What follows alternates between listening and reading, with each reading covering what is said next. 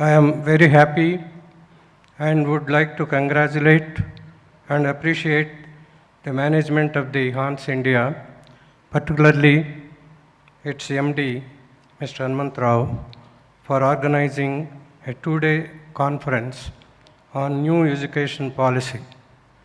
This is the first educational policy of the 21st century and replaces the old policy of 1986. The need to expand the system of higher education, the impact of technology on the education delivery, the increasing private participation in higher education, and the impact of globalization have necessitated marked changes in the Indian higher education system. The role of higher educational institutions is significant in human resource development and capacity building of individuals to cater to the needs of the economy, society, and the country as a whole, thereby contributing to the development of the nation.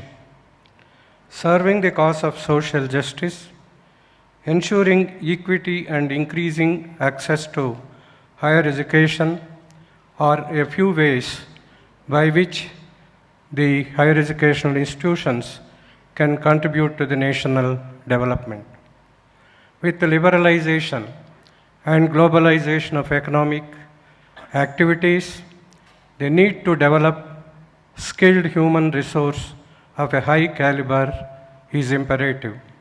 Consequently, the demand for internationally acceptable standards in higher education is evident. This requires that the higher educational institutions be innovative, creative, and entrepreneurial in their approach. Towards achieving this, the HEIs may establish collaborations with industries, network with neighborhood agencies and bodies, and foster a closer relationship between the world of competent learning as well as the world of skilled work.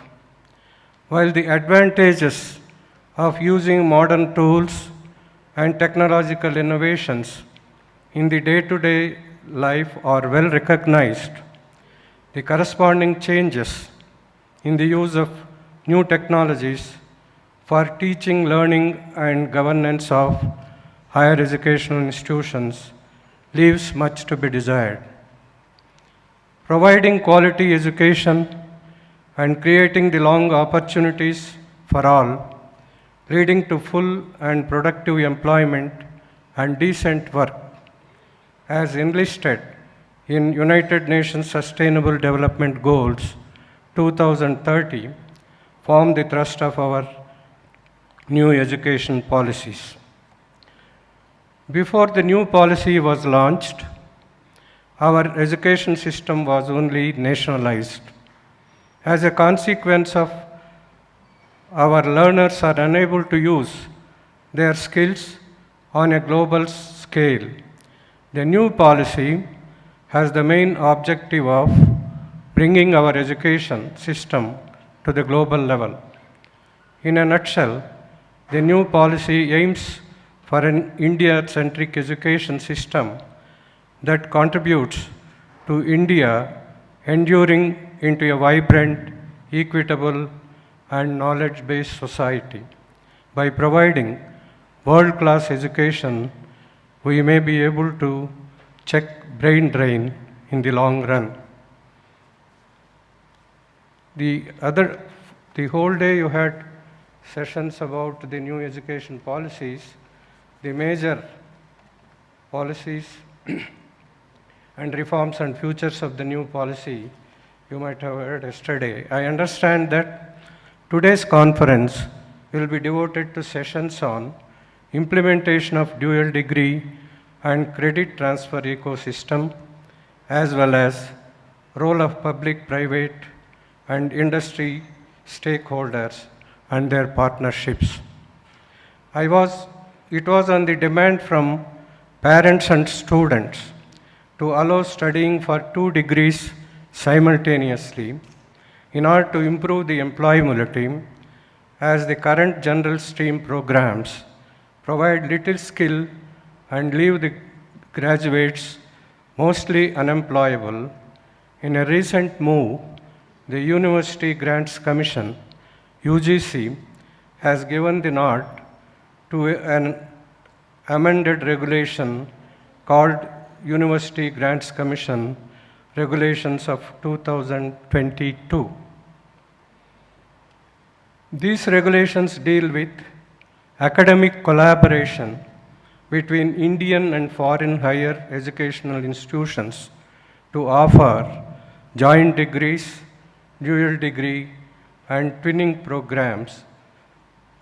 It is believed that these regulations will provide access to high quality education to all the Indian students and lead to the internalization of higher education. As per the regulations, the Indian higher educational institutions can collaborate with their foreign counterparts for credit recognition and transfer for joint degree. Twinning and dual degree programs, the amended regulations will help students earn credits up to a limit of 30% for twinning programs or much more for joint degree and dual degree programs over a couple of semesters by physically going to be foreign higher educational institution. As a reciprocal measure, foreign students can come and study in India for the same duration, since online mode will not be permitted in this regulation. Offline mode will of course provide better exposure to new age learners in entirely different learning ecosystem. The new agreement will usher in more students from foreign countries, since study in India is an affordable option. I am also optimistic that the new measures will help conserve foreign exchange reserves and can help check brain drain in the long run.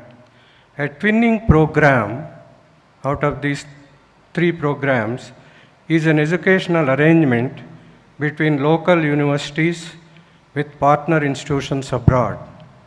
The arrangement allows students to pursue their education in their homeland for a certain time period. Then the students move to a foreign institution during the later stages of the course. Twinning programs allow Indian institutions to offer undergraduate or postgraduate degrees with regular curricula of the partnering universities. Students will be able to transfer their credits to the partnering foreign educational institution after completing a specific period of time. After the completion of the course, students will be awarded a degree from a partnered university abroad. Indian students enrolling in twinning programs can enjoy a host of advantages that will ultimately help them to realize their study abroad dreams smoothly. A dual degree or double degree is when one studies 2 usually very different fields at the same time and receive 2 separate degrees, one per discipline. For example, if psychology and business are studied in a dual degree program, one would graduate with 2 degrees, that is a Bachelor of Arts in Psychology and a Bachelor of Business Administration. The dual degree program shall be a program jointly designed and offered by the Indian and foreign higher educational institutions in the same disciplines and subject areas and at the same level. One may complete the coursework for both programs at the same institution or complete courses at two separate but affiliated universities who will recognize the credits earned at each. While some of the coursework that is core to the major may not overlap, this can be delivered in an accelerated manner. A dual degree would be 2 degrees at the same level. For example, MIT awards 2 individual Bachelors of Science degrees to students who complete 2 undergraduate majors, while a joint degree would be something like a bachelor's degree awarded concurrently with a master's degree.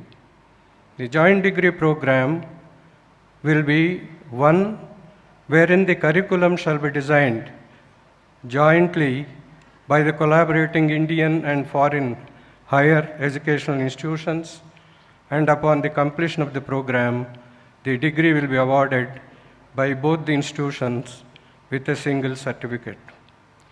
Of course, the UGC has laid down some stipulations in which higher education institutions can apply for this kind of program. Public-private partnership contracts can help countries meet education goals in many ways. So that is necessary. Understanding new partnership arrangements within a broad international and architecture in education can help bring us closer to those goals. Industry education partnerships are collaborative efforts that bring higher education institutions, businesses, and community together to address their mutual interest in higher education. While helping to advance the educational development in higher education institutions, the partnerships also address skills scarcity needs. I am grateful to the Hans India management for inviting me to this conference. Thanks for your attention.